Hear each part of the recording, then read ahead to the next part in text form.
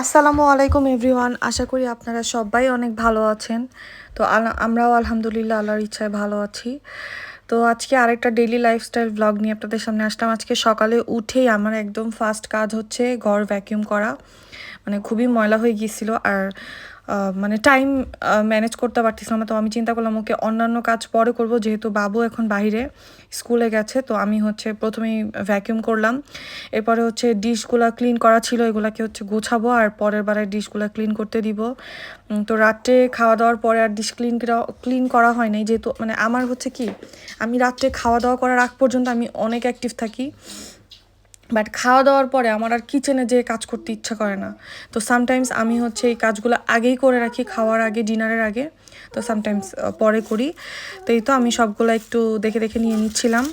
তো এটা অনেক মানে একটা আমাদের জন্য অনেক পারফেক্ট একটা সাইজ, অনেক বড়ও না অনেক ছোটও না। তো আমার হচ্ছে একটা টাইমিং ছিল, মানে অ্যাপয়েন্টমেন্ট ছিল, এই জন্য হচ্ছে গেছিলাম আমি। তো আপনাদের ভাইয়ের জন্য হচ্ছে বাবুর স্কুলের সামনে ওয়েট করতেছিলাম। এরপরে টাইমিংটা শেষ করলাম বলতে বেসিক্যালি আজকে হচ্ছে ডক্টরের অ্যাপয়েন্টমেন্ট নিতে গেছিলাম। তো ওখানে হচ্ছে অফ ছিল সব। তো এরপরে হচ্ছে ভাবলাম কিছু কেনাকাটা ছিল, ওগুলো করে ফেলি, করে তারপর একবারে বাসায় যাব।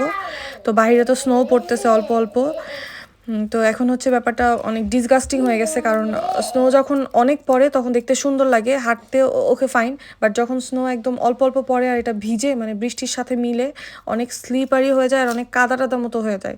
তো অনেক ডিফিকাল্ট আর কি সে সময় হাঁটা।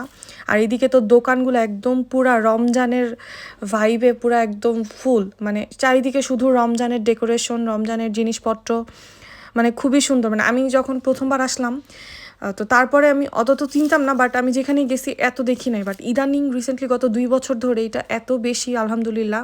মানে মনে হয় আমি যেন, মানে বাংলাদেশেও আমি এরকমভাবে সাজানো দেখে নিই। বাংলাদেশে হচ্ছে মানুষ কেনাকাটা করে, অনেক মার্কেট করে, বাট ডেকোরেশনের জিনিসগুলা এখানে অনেক বেশি। তো আমি এগুলো এখন কিনবো না। তো আমার উইশ লিস্টে আছে কিছু, ইনশাল্লাহ নেক্সট মান্থে যদি স্যালারি পাওয়ার পরে ইনশাল্লাহ কিনবো। তো সব কিছুই তো অনেক ভেবে চিন্তা করতে হয়। তো এরপরে হচ্ছে আমি বের হয়ে বাসা চলে আসলাম। তো বাসায় এসে আপনাদের সাথে প্রথমেই শেয়ার করি আমি কী কী নিছি। প্রথমে হচ্ছে আমার জন্য একটা নোটবুক নিলাম।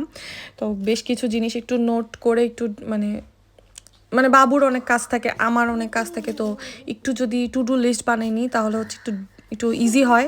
তারপরে এই মার্কারগুলো নিয়ে আসছি বাবুর হোয়াইট বোর্ডের জন্য। তাছাড়া এই হচ্ছে একটা পিলার নিয়ে আসছি, বাট পিলারটা এনে তো আমি পুরো ঠকে গেছি, কারণ এই পিলারটা একদমই মানে ইজি না ইউজ করতে, অনেক আনইজি লাগতেছে। বাট কী করবো, আমি কিনে ফেলছি, রেখে দিতে হবে। আর এদিকে হচ্ছে কিছু কলম নিলাম, বাসায় কলম যে কই যায় বোঝাই যায় না।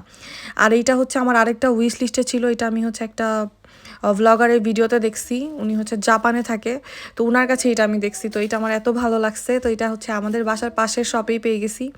তো আমি তো দেখা মাত্রই নিয়ে নিছি। তো এটার দামও খুব একটা বেশি পড়ে নাই, 2.5 ইউরোর মতো, মানে অলমোস্ট 500 টাকার মতো। তাছাড়া আরও কয়েকটা জিনিস নিছি, এই যে হচ্ছে একটা খুন্তি নিছি। আর বাবুর হচ্ছে মোজা একদম মানে হারাই গেছে, সবগুলোর একটা একটা আছে। তো এই যে আরেকটা নোটবুক নিছি, এটা হচ্ছে মানে ক্যালেন্ডার টাইপের।